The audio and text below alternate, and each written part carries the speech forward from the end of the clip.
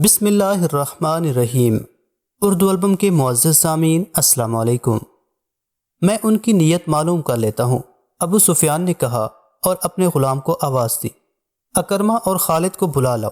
ابو سفیان نے غلام سے کہا، نعیم رضی اللہ تعالی عنہ بن مسعود یہ کہہ کر چلے گئے، میں اپنے سردار غطفان کو خبردار کرنے جا رہا ہوں۔ خالد اور اکرمہ آئے تو ابو سفیان نے انہیں بتایا کہ نعیم اسے کعب بن اسد کے متعلق کیا بتا گئے ہیں۔ غیروں کے سہارے لے کر لڑائیاں نہیں لڑی جاتی۔ ابو سفیان، خالد نے کہا، آپ نے یہ تو سوچا ہی نہیں کہ بنو قریظہ مسلمانوں کے سائے میں بیٹھے ہیں، وہ زمین کے نیچے سے مسلمانوں پر وار کر سکتے ہیں، لیکن وہ ہیں تو مسلمانوں کے رحم و کرم پر۔ اگر آپ لڑنے آئے ہیں تو جنگجوؤں کی طرح لڑیں۔ کیا یہ صحیح نہیں ہوگا کہ تم دونوں میں سے کوئی کعب بن اسد کے پاس جائے؟ ابو سفیان نے پوچھا، ہو سکتا ہے کہ اس نے نعیم سے کہا ہو کہ وہ ہم سے یرغمال مانگے گا، لیکن تم جاؤ تو وہ ایسی شرط پیش نہ کرے۔ کیا تمہیں نظر نہیں آ رہا کہ تمام کا تمام لشکر نیم فاقہ کشی کی حالت میں ہے؟ کیا یہ لشکر خندق عبور کر سکتا ہے؟ یہی ایک صورت ہے کہ کعب مدینہ کے اندر مسلمانوں پر شب خون مارنے کا انتظام کرے۔ میں جاؤں گا۔ اکرمہ نے کہا، میں آپ کو یہ بھی بتا دیتا ہوں کہ کعب بن اسد نے یرغمال کی شرط پیش کی تو میں آپ سے پوچھے بغیر معاہدہ منسوخ کراؤں گا۔ کیا میں بھی اکرمہ کے ساتھ چلا جاؤں؟ خالد نے ابو سفیان سے پوچھا۔ اس کا اکیلے جانا ٹھیک نہیں ہے۔ نہیں، ابو سفیان نے کہا، اگر خطرہ ہے تو میں 2 سالار ضائع نہیں کر سکتا۔ سالار اکرمہ اپنی حفاظت کے لیے جتنے لشکری ساتھ لے جانا چاہتا ہے لے جائے۔ اکرمہ اسی وقت روانہ ہو گیا۔ اس کے ساتھ 4 لشکری تھے۔ اسے بڑی دور کا چکر کاٹ کر بنو قریظہ تک پہنچنا تھا۔ وہ جمعہ کی رات اور تاریخ 14 مارچ 627 عیسوی کی تھی۔ جب اکرمہ خندق سے دور دور چلتا شیخین کے سلسلہ کوہ میں داخل ہوا اور کعب بن اسد کے گھر پہنچا۔ کعب کو معلوم تھا کہ اکرمہ کیوں آیا ہے۔ آؤ اکرمہ، کعب بن اسد نے کہا، میں جانتا ہوں کہ تم کیوں آئے ہو۔ تمہارے آنے کی ضرورت نہیں تھی، میں نے 10 دن کی مہلت مانگی تھی۔ کعب بن اسد نے اپنے غلام کو آواز دی۔ غلام آیا تو اس نے غلام سے شراب اور پیالے لانے کو کہا۔ پہلے میری بات سن لو کعب، اکرمہ نے 2 ٹوک لہجے میں کہا، میں شراب پینے نہیں آیا، مجھے بہت جلدی واپس جانا ہے۔ ہم محاصرے کو اور زیادہ طول نہیں دے سکتے۔ ہم کل مدینے پر حملہ کر رہے ہیں۔ تمہارے ساتھ ہمارا جو معاہدہ ہوا ہے اس کے مطابق تم مدینہ میں ان جگہوں پر جو ہم نے تمہیں بتائی ہیں کل سے حملے شروع کر دو۔ ہمیں یہ بھی معلوم ہوا ہے کہ تم نے ظاہری طور پر ہمارے ساتھ معاہدہ کیا ہے، لیکن درپردہ تم نے وہ معاہدہ قائم کر رکھا ہے جو مسلمانوں کے ساتھ تم نے کیا ہے۔ اتنے میں ایک نہایت حسین لڑکی شراب کی صراحی اور پیالے اٹھائے کمرے میں داخل ہوتی ہے۔ وہ اکرمہ کو دیکھ کر مسکرائی۔ اکرمہ نے اسے دیکھا تو اس کے چہرے پر سنجیدگی کا تاثر اور زیادہ گہرا ہو گیا۔ کعب، اکرمہ نے کہا، تم نے اپنا مذہب اور اپنی زبان ان چیزوں کے عوض بیچ ڈالی ہے جنہوں نے کبھی کسی کا ساتھ نہیں دیا۔ کعب بن اسد نے لڑکی کو اشارہ کیا تو وہ چلی گئی۔ میرے عزیز اکرمہ، کعب نے کہا، میں تمہارے چہرے پر رونق کے آثار دیکھ رہا ہوں۔ صاف پتہ چلتا ہے کہ تم مجھے اپنا غلام سمجھ کر حکم دینے آئے ہو۔ میں نے مسلمانوں کے ساتھ جو معاہدہ کیا تھا وہ بنو قریظہ کے تحفظ اور سلامتی کے لیے تھا، اور میں نے جو معاہدہ تمہارے ساتھ کیا ہے وہ تمہاری فتح اور مسلمانوں کی شکست کی خاطر کیا ہے۔ مسلمانوں کو ختم کرنا میرے مذہب کا حکم ہے۔ تمہارے ساتھ معاہدہ نبھانا اسی سلسلے کی ایک کوشش ہے۔ اپنا مذہبی فریضہ ادا کرنے کے لیے میں تمہیں استعمال کروں گا۔ حج بن اخطب سے میں نے کہہ دیا تھا کہ اہل قریش اور اہل غطفان مجھے بنو قریظہ کی سلامتی کی ضمانت دیں، تاکہ ایسا نہ ہو کہ تم لوگ ناکام ہو جاؤ اور مسلمان ہم سے ظالمانہ انتقام لے۔ نعیم بن مسعود نے جو چنگاری ان لوگوں کے درمیان پھینک دی تھی وہ اکرمہ کے سینے میں سلگ رہی تھی۔ نعیم نے اکرمہ کے ذہن میں ابو سفیان کی معرفت پہلے ہی ڈال دیا تھا کہ کعب افراد کی صورت میں ضمانت مانگے گا۔ کعب کی زبان سے ضمانت کا لفظ سنتے ہی اکرمہ بھڑک اٹھا۔ کیا تمہیں ہم پر اعتماد نہیں؟ اکرمہ نے غصیلی آواز میں کہا، کیا تم یہ سمجھتے ہو کہ ہم شاید بھول گئے ہیں کہ محمد صلی اللہ علیہ وسلم ہمارا اور تمہارا مشترکہ دشمن ہے؟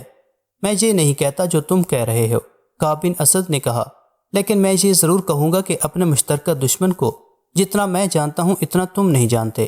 میں اعتراف کرتا ہوں کہ جو عقل خدا نے محمد کو دی ہے وہ ہم میں سے کسی کو نہیں دی۔ میں اس کی ضمانت چاہتا ہوں۔ کہو، تمہیں کیسی ضمانت چاہیے؟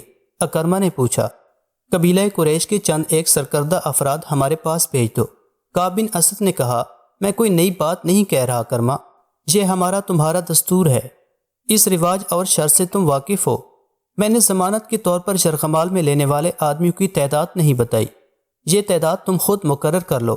تم جانتے ہو کہ معاہدے کی خلاف ورزی کرو گے تو تمہارے ان سرکردہ افراد کو ہم قتل کر دیں گے، انہیں تم قتل نہیں کرو گے۔ اکرمہ نے بھڑکی ہوئی آواز میں کہا، تم انہیں مسلمانوں کے حوالے کر دو گے؟ کیا کہہ رہے ہو اکرمہ؟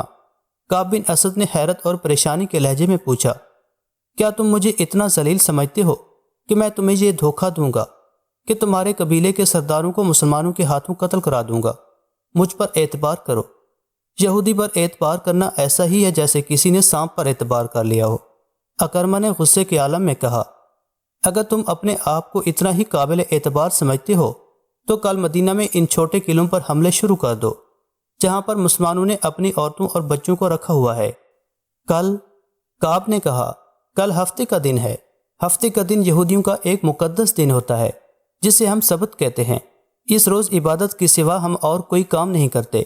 کوئی یہودی سبت کے دن کوئی کام یا کاروبار کرے یا کسی پر حملہ کرے تو خدا یہودہ اسے انسان سے خنزیر یا بندر کی شکل میں تبدیل کر دیتا ہے۔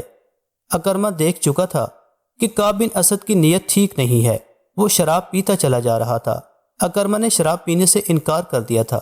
اس نے ابو سفیان سے کہا تھا کہ وہ فیصلہ کر کے ہی واپس آئے گا، تم کل حملہ کرو یا ایک دن بعد کرو، ہم تمہاری نیت کو عملی صورت میں دیکھ کر فیصلہ کریں گے کہ تمہیں یرغمال میں اپنے آدمی دیے جائیں یا نہ دیے جائیں۔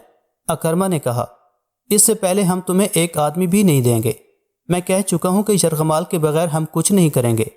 کعب بن اسد نے کہا، جو ہی تمہارے آدمی ہمارے پاس پہنچ جائیں گے ہم تمہاری منشا کے مطابق مدینے کے اندر کھلبلی مچا دیں گے۔ تم دیکھنا کہ ہم محمد صلی اللہ علیہ وسلم کی پیٹھ میں کس طرح چھرا گھونپتے ہیں۔ اکرمہ اٹھ کر کھڑا ہوا اور غصے میں بولا، تم بدنیت ہو، تمہاری نیت صاف ہوتی تو تم کہتے کہ مجھے کسی ضمانت کی ضرورت نہیں، اور مل کر مسلمانوں کو مدینے کے اندر ہمیشہ کے لیے ختم کر دیں۔ مجھے اگر حکم ماننا ہی ہے تو میں محمد صلی اللہ علیہ وسلم کا حکم کیوں نہ مان لوں؟ کعب بن اسد نے اکرمہ کا غصہ دیکھتے ہوئے کہا، ہم مسلمانوں کے ساتھ رہتے ہیں، جو تحفظ ہمیں ان سے ملتا ہے وہ تم نہیں دے سکو گے۔ مورخ ابن ہشام اور ابن سعد نے لکھا ہے کہ نعیم رضی اللہ تعالی عنہ بن مسعود کا چھوڑا ہوا تیر نشانے پر لگا۔ اکرمہ غصے کے عالم میں کعب بن اسد کے گھر سے نکل آیا۔ یہودیوں اور اہل قریش کا معاہدہ جو اگر برقرار رہتا تو مسلمانوں کی کمر ٹوٹ جاتی۔ کعب کے گھر کے اندر ہی ٹوٹ گیا۔ جب اکرمہ کعب بن اسد سے ملنے جا رہا تھا اس وقت نعیم بن مسعود اپنے قبیلے کے سردار غطفان کے پاس بیٹھے ہوئے تھے۔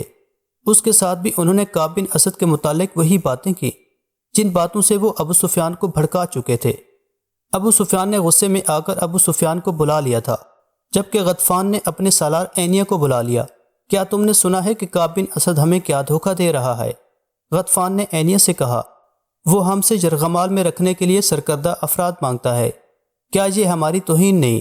سردار غطفان، سالار اینیہ نے کہا، میں پہلے تمہیں کہہ چکا ہوں کہ میرے ساتھ میدان جنگ کی بات کرو، میں آمنے سامنے کی لڑائی جانتا ہوں۔ مجھے اس شخص سے نفرت ہوگی جو پیٹھ کے پیچھے آ کر وار کرتا ہے، اور مجھے اس شخص سے بھی نفرت ہوگی جس کی پیٹھ پر وار ہوتا ہے، اور پھر تم یہودیوں پر اعتبار کرتے ہو۔ اگر کعب بن اسد کہے گا کہ مجھے اپنے قبیلے کا سردار غطفان یرغمال میں دے دو تو کیا میں تمہیں اس کے حوالے کر دوں گا؟ میں اس شخص کا سر اڑا دوں گا جو ایسا مطالبہ کرے گا۔ نعیم بن مسعود نے کہا، میں ان یہودیوں کو اپنے قبیلے کی ایک بھیڑ یا بکری بھی نہ دوں گا، خدا کی قسم، کعب نے ہماری توہین کی ہے۔ ابو سفیان کیا کہتا ہے؟ غطفان نے نعیم سے پوچھا۔ یہ بات سن کر ابو سفیان غصے سے کانپنے لگا۔ نعیم نے کہا، ابو سفیان کہتا ہے کہ وہ کعب بن اسد سے اس توہین کا انتقام لے گا، اور اسے انتقام لینا چاہیے۔ سالار اینیہ نے کہا، بنو قریظہ کی حیثیت ہی کیا ہے؟ وہ ہمارے اور مسلمانوں کے درمیان اس طرح پس جائیں گے کہ ان کا وجود ہی ختم ہو جائے گا۔ خالد کو آج مدینہ کی طرف جاتے ہوئے وہ وقت یاد آ رہا تھا جب اکرمہ بنو قریظہ کی بستی سے واپس آیا تھا۔ خالد دوڑتا ہوا اس تک پہنچا تھا، ادھر سے ابو سفیان گھوڑا دوڑاتا آ گیا۔ اکرمہ کے چہرے پر غصے اور تھکن کے گہرے آثار تھے۔ کیا خبر لائے ہو؟ ابو سفیان نے اس سے پوچھا۔ خدا کی قسم ابو سفیان، میں نے کعب سے زیادہ بدنیت انسان پہلے کبھی نہیں دیکھا تھا۔ اکرمہ نے گھوڑے سے کود کر اترتے ہوئے جواب دیا، نعیم نے ٹھیک کہا تھا، کیا اس نے ہم سے یرغمال میں رکھنے کے لیے آدمی مانگے ہیں؟ خالد نے پوچھا تھا۔ ہاں خالد، اکرمہ نے کہا تھا۔ اس نے مجھے شراب پیش کی اور میرے ساتھ اس طرح بولا جیسے ہم اس کے مقروض ہیں۔ اس نے کہا کہ پہلے یرغمال میں اپنے آدمی دو، پھر میں مدینہ کے اندر شبخون ماروں گا۔ کیا تم نے اسے کہا نہیں کہ اہل قریش کے سامنے بنو قریظہ کی حیثیت اونٹ کے مقابلے میں ایک چوہے کی سی ہے؟ خالد نے کہا تھا۔ کیا تم نے اس کا سر اس کے کندھوں سے اتار نہیں دیا؟ میں نے اپنا ہاتھ بڑی مشکل سے روکا تھا، اکرمہ نے کہا تھا۔ اس کے ساتھ ہمارا جو معاہدہ ہوا تھا وہ میں توڑ آیا ہوں۔ تم نے اچھا کیا، ابو سفیان نے دبی دبی آواز میں کہا تھا۔ تم نے اچھا کیا، اور وہ پرے چلا گیا تھا۔ یہ کوئی بہت پرانا واقعہ نہ تھا، 1.5-2 سال پہلے ہی کی بات تھی۔ آج جب خالد مدینے کی طرف جا رہا تھا تو یہ جانا پہچانا راستہ اسے اجنبی سا لگ رہا تھا۔ کبھی اسے ایسا محسوس ہونے لگتا جیسے وہ خود اپنے لیے اجنبی ہو گیا ہو۔ اسے ابو سفیان کا افسردہ چہرہ نظر آنے لگا۔ خالد نے محسوس کر لیا تھا کہ ابو سفیان مدینے پر حملے سے منہ موڑ رہا ہے۔ خالد اور اکرمہ وہیں کھڑے رہ گئے تھے۔ کیا سوچ رہے ہو خالد؟ اکرمہ نے پوچھا تھا۔ کیا تم میری تائید نہیں کرو گے؟ میں اس شخص ابو سفیان کی موجودگی کو صرف اس لیے برداشت کر رہا ہوں کہ یہ میرے قبیلے کا سردار ہے، خالد نے اکرمہ کو جواب دیا تھا۔ اہل قریش کو ابو سفیان سے بڑھ کر بزدل سردار اور کوئی نہیں ملے گا۔ تم پوچھتے ہو کہ میں کیا سوچ رہا ہوں؟ میں اور زیادہ انتظار نہیں کر سکتا۔ میں نے خندق کو ایک سرے سے دوسرے سرے تک دیکھا ہے۔ ایک جگہ خندق کم ہے اور زیادہ گہری بھی نہیں ہے۔ ہم وہاں سے خندق کے پار جا سکتے ہیں۔ اگر تم میرا ساتھ دو تو میں آج ہی ابھی اس جگہ سے چند سوار خندق کے اس پار لے جانا چاہتا ہوں۔ ابو سفیان کسی غیبی مدد اور سہارے کا انتظار کرنا چاہتا ہے تو کرتا رہے، میں تمہارا ساتھ کیوں نہ دوں گا خالد؟ اکرمہ نے کہا تھا۔ کیا میں مسلمانوں کے ان کہکوں کو برداشت کر سکوں گا جو اس وقت بلند ہوں گے جب ہم یہاں سے لڑے بغیر واپس جائیں گے؟ چلو میں تمہارے ساتھ ہوں۔ وہ جگہ زباب کی پہاڑی کے مغرب اور سلا کی پہاڑی کے مشرق میں تھی، جہاں خندق کی چوڑائی اتنی تھی کہ گھوڑا اسے پھلانگ سکتا تھا۔ ضرورت 6 سوار کی تھی، پیادے خندق میں اتر کر اوپر چڑھ سکتے تھے۔ اسی جگہ کے قریب تقریباً سامنے مسلمانوں کی خیمہ گاہ تھی۔ خالد نے اکرمہ کو یہ جگہ دور سے دکھائی۔ پہلے میرے سوار خندق پھلانگیں گے، اکرمہ نے کہا، لیکن ابھی ہم تمام کا تمام سوار دستہ نہیں گزاریں گے۔ پار جا کر مسلمانوں کو ایک ایک سوار کے مقابلے کے لیے للکاریں گے، اور مجھے یقین ہے کہ وہ اس رواج کی خلاف ورزی نہیں کریں گے۔ میرے ساتھ آؤ خالد، میں اپنے منتخب سوار آگے لاؤں گا۔ تم ابھی خندق کے پاس نہ جانا۔ اگر ہم دونوں مارے گئے تو اہل قریش کو سوائے ذلت کے اور کچھ نہ ملے گا۔ ابو سفیان کا دل محاصرہ اٹھا چکا ہے، وہ لڑنے کے جذبے کو سرد کر چکا ہے۔ وہ مقام جہاں خندق گھوڑے کی لمبی چھلانگ سے پھلانگی جا سکتی تھی ایسی اوٹ میں تھا جسے گشتی سنتری قریب آ کر ہی دیکھ سکتے تھے۔ اکرمہ نے 7 سوار منتخب کر لیے تھے۔ ان میں ایک قوی ہیکل بلکہ دیو قامت شخص عمرو بن عبدو تھا، جس کی دھاک اس کی جسامت کی بدولت دور دور تک پھیلی ہوئی تھی۔ اکرمہ ان 7 سواروں کو مقررہ مقام سے کچھ دور تک اس انداز سے لے گیا تھا جیسے گھوڑوں کو ٹہلائی کے لیے لیا جا رہا ہو۔ مسلمانوں کے سنتریوں کو ان پر شک نہ ہوا۔ سب سے پہلے میں خندق پھلانگوں گا، اکرمہ نے چلتے چلتے اپنے 7 سواروں سے کہا۔ کیا یہ ٹھیک نہیں ہوگا کہ سب سے پہلے میرا گھوڑا خندق کو پھلانگے؟ عمرو بن عبدو نے کہا۔ نہیں عمرو، اکرمہ نے کہا، پہلے میں جاؤں گا۔ اگر میرا گھوڑا خندق میں گر پڑا تو تم خندق پھلانگنے کی کوشش نہ کرنا، تمہارا سالار اپنی جان کی قربانی دے گا۔ یہ کہہ کر اکرمہ نے گھوڑے کی باگ کو جھٹکا دیا۔ گھوڑے کا رخ خندق کی طرف ہوا تو اکرمہ نے ایڑھ لگا دی۔ عربی نسل کا گھوڑا ہوا سے باتیں کرنے لگا۔ اکرمہ نے لگام اور ڈھیلی کر دی اور گھوڑے کو پھر ایڑھ لگائی۔ گھوڑے کی لگام اور تیز ہو گئی۔ خندق کے کنارے پہ جا کر اکرمہ گھوڑے کی پیٹھ سے اٹھا اور آگے کو جھک گیا۔ گھوڑا ہوا میں بلند ہو گیا۔ خالد کچھ دور کھڑا دیکھ رہا تھا۔ قبیلہ قریش کے بہت سے لشکری دیکھ رہے تھے، زمین و آسمان دیکھ رہے تھے، تاریخ دیکھ رہی تھی۔ گھوڑے کے اگلے پاؤں خندق کے دوسرے کنارے سے کچھ آگے اور پچھلے پاؤں عین کنارے پر لگے۔ گھوڑا رفتار کے زور پر آگے چلا گیا۔ اس کی اگلی ٹانگیں دوہری ہو گئیں، اس کا منہ زمین سے لگا۔ اکرمہ گرتے گرتے بچا۔ گھوڑا بھی سنبھل گیا اور اکرمہ بھی۔ اسے اپنے پیچھے للکار سنائی دی، آگے نکل جاؤ اکرمہ۔ اکرمہ نے پیچھے دیکھا، عمرو بن عبدو کا گھوڑا ہوا میں اڑا آ رہا تھا۔ عمرو رکابوں پر کھڑے آگے کو جھکا ہوا تھا۔ کسی کو توقع نہیں تھی کہ اتنے وزنی سوار کے نیچے گھوڑا خندق پھلانگ جائے گا، لیکن گھوڑا اسی جگہ جا پڑا جہاں اکرمہ کا گھوڑا گرا تھا۔ عمرو کے گھوڑے کی ٹانگیں ایسی توڑی ہوئی کہ منہ کے بل گرا اور ایک پہلو پر لڑک گیا۔ عمرو گھوڑے کی پیٹھ سے لڑک کر کلا بازیاں کھاتا گیا۔ ایک لمحے میں گھوڑا اٹھ کھڑا ہوا۔ ادھر عمرو اٹھا اور پلک جھپکتے ہی گھوڑے پر سوار ہو گیا۔ اس کے پیچھے اکرمہ کے دو سوار اکٹھے چلے آ رہے تھے۔ خندق کے کنارے پر آ کے دونوں سواروں نے اپنے گھوڑوں کی پیٹھیں خالی کر دی تھیں اور ان کی گردنوں پر جھکے ہوئے تھے۔ دونوں گھوڑے خندق پھلانگ آئے۔ اہل قریش کے لشکر نے داد و تحسین کے نعرے لگائے۔ اس شور سے مسلمان پہرے دار دوڑے آئے۔ اتنے میں اکرمہ کے دو اور گھوڑے اپنے سواروں کو اٹھائے خندق کے کنارے سے ہوا میں اٹھے۔ ان کے پیچھے ساتھ سے باقی سواروں نے بھی اپنے گھوڑوں کو ایڑ لگا دی۔ تمام گھوڑے خندق پھلانگ آئے۔ ٹھہر جاؤ، اکرمہ نے مسلمان سنتری کو بلند آواز میں کہا۔ کوئی اور گھوڑا خندق کے اس طرف نہیں آئے گا۔ محمد صلی اللہ علیہ وسلم کو بلاؤ۔ تم میں جو سب سے زیادہ بہادر ہے اسے لاؤ۔ وہ میرے ایک آدمی کا مقابلہ کر کے گرا لے تو ہم سب کو قتل کر دینا۔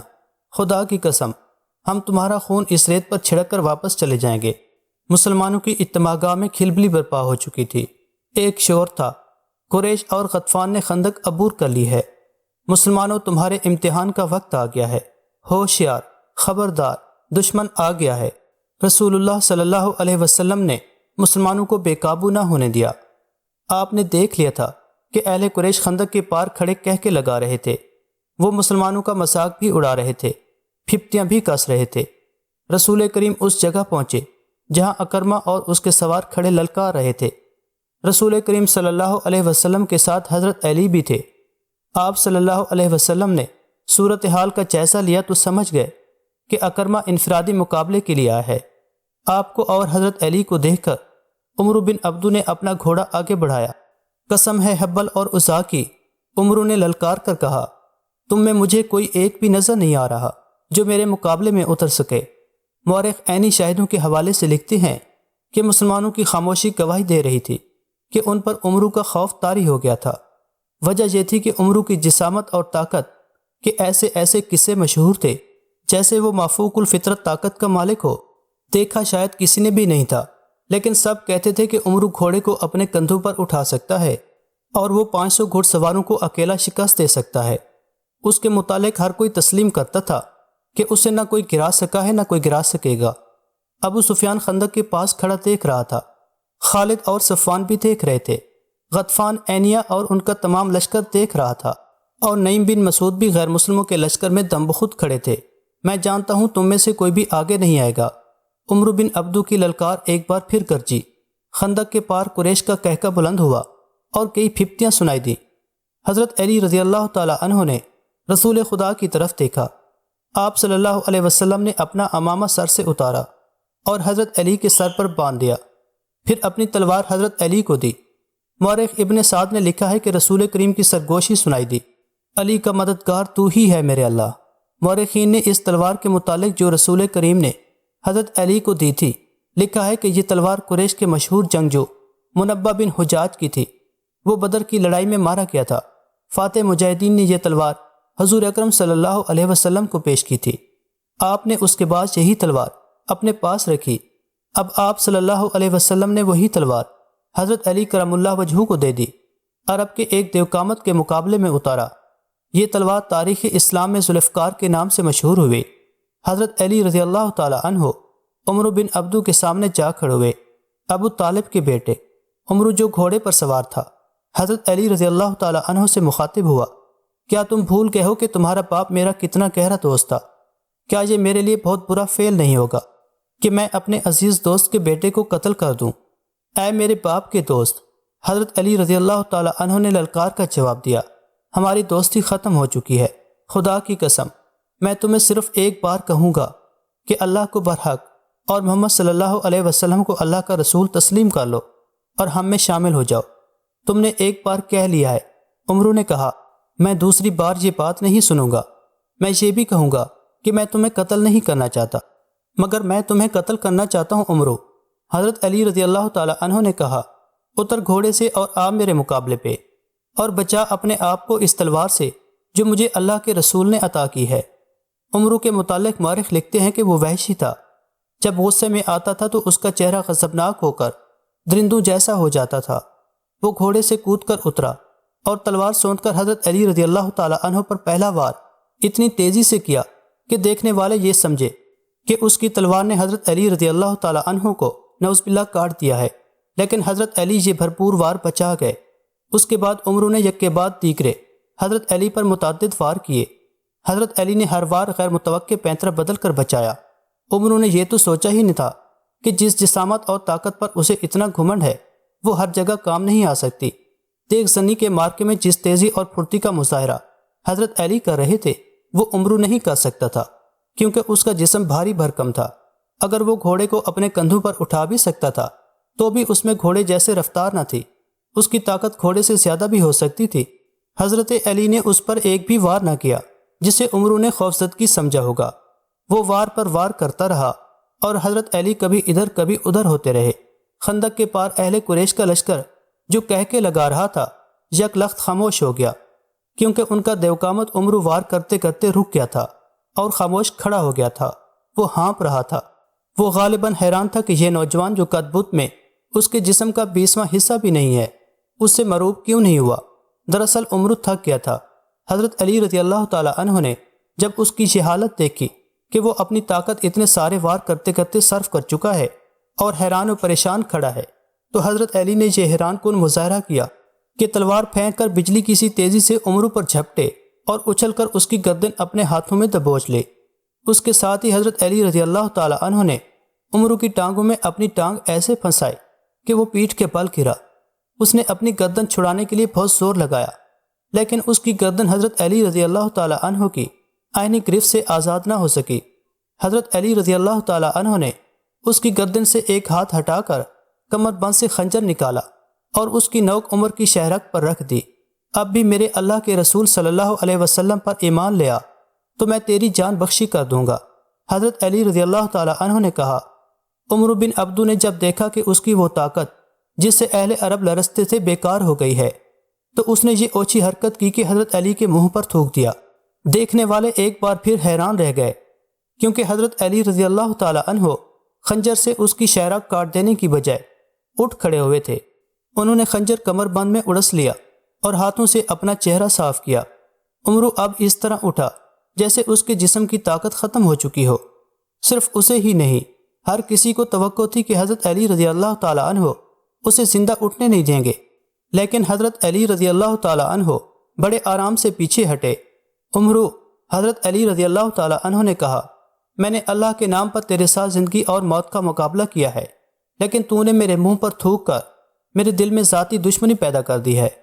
میں تجھے ذاتی دشمنی کی بنا پر قتل نہیں کروں گا، کہیں ایسا نہ ہو کہ میرے خدا کو میرا یہ انتقام اچھا نہ لگے۔ جا یہاں سے، اپنی جان لے کر واپس چلا جا۔ عمرو بن عبدو شکست تسلیم کرنے والا آدمی نہیں تھا۔ مورخ لکھتے ہیں کہ میدان میں اس کی یہ پہلی ہار تھی جسے وہ برداشت نہ کر سکا۔ اس نے اپنی ہار کو جیت میں بدلنے کے لیے یہ اوچھی حرکت کی کہ تلوار نکال کر حضرت علی پر جھپٹ پڑا۔ حضرت علی اس حملے کے لیے تیار نہیں تھے، لیکن ان کی کامیابی کے لیے رسول خدا صلی اللہ علیہ وسلم نے خدا سے مدد مانگی تھی۔ عین وقت پر جب عمرو کی تلوار اور حضرت علی کی گردن میں 2-4 لمحوں کا فاصلہ رہ گیا تھا، حضرت علی رضی اللہ تعالی عنہ نے اپنی ڈھال آگے کر دی۔ عمرو کا وار اس قدر زوردار تھا کہ اس کی تلوار نے حضرت علی کی ڈھال کو کاٹ دیا۔ ڈھال حضرت علی رضی اللہ تعالی عنہ کے کان کے قریب سر پر لگی، جس سے خون پھوٹنے لگا۔ عمرو ڈھال میں سے تلوار کھینچ ہی رہا تھا کہ حضرت علی رضی اللہ تعالی عنہ کی وہ تلوار جو انہیں رسول خدا صلی اللہ علیہ وسلم نے دی تھی اتنی تیزی سے حرکت میں آئی کہ عمرو کی گردن کٹ گئی۔ گردن پوری نہ کٹی، لیکن شہرک کٹ چکی تھی۔ عمرو کی تلوار اس کے ہاتھ سے چھوٹ گئی، اس کا جسم ڈولنے لگا۔ حضرت علی نے اس پر دوسرا وار نہ کیا۔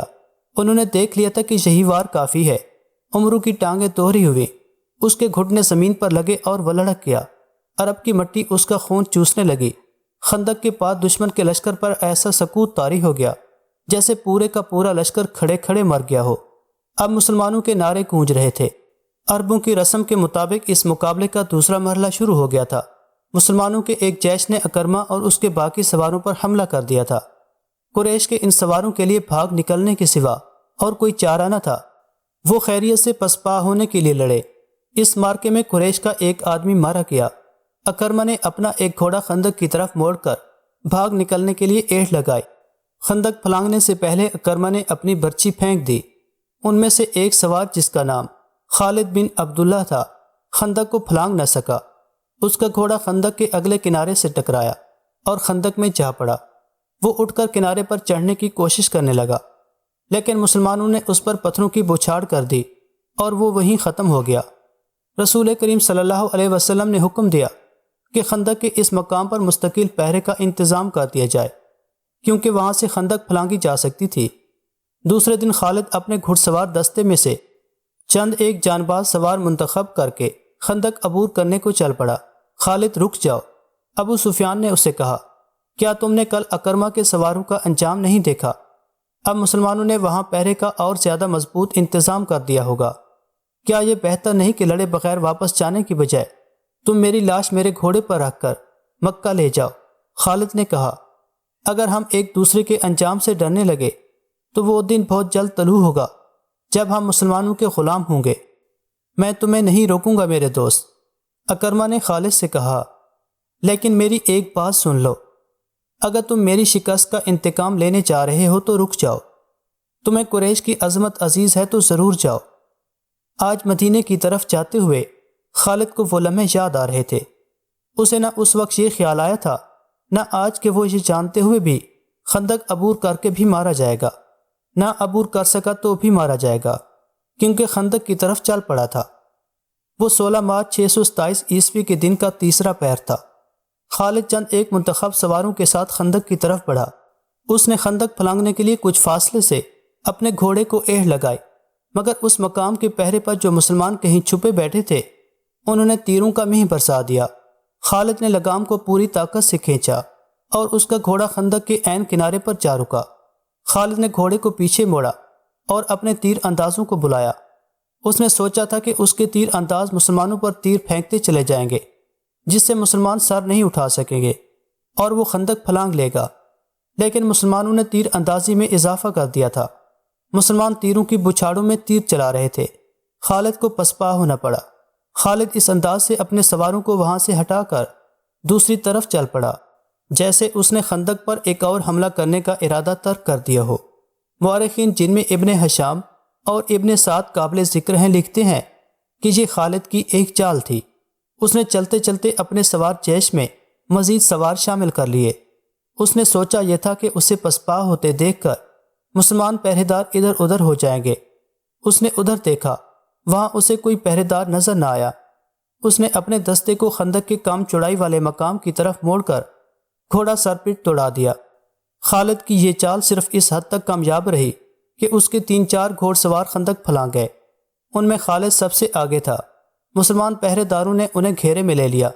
قریش کے جو سوار ابھی خندق کے پاس تھے ان پر مسلمانوں نے اتنے تیر برسائے کہ انہیں پسپا ہونا پڑا۔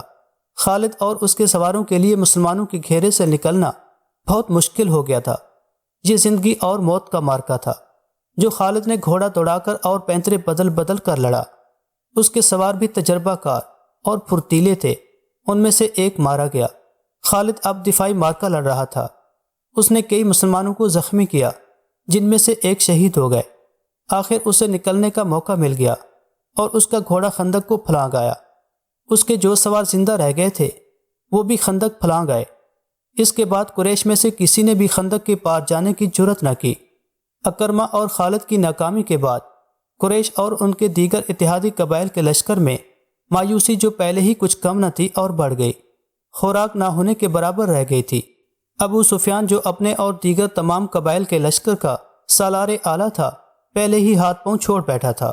خالد، اکرمہ اور صفوان نے یہ ظاہر کرنے کے لیے کہ ان کا لشکر زندہ و بیدار ہے یہ کارروائی جاری رکھی کہ وقتاً فوقتاً خندق کے قریب جا کر مسلمانوں کی خیمہ گاہ پر تیر برساتے رہے۔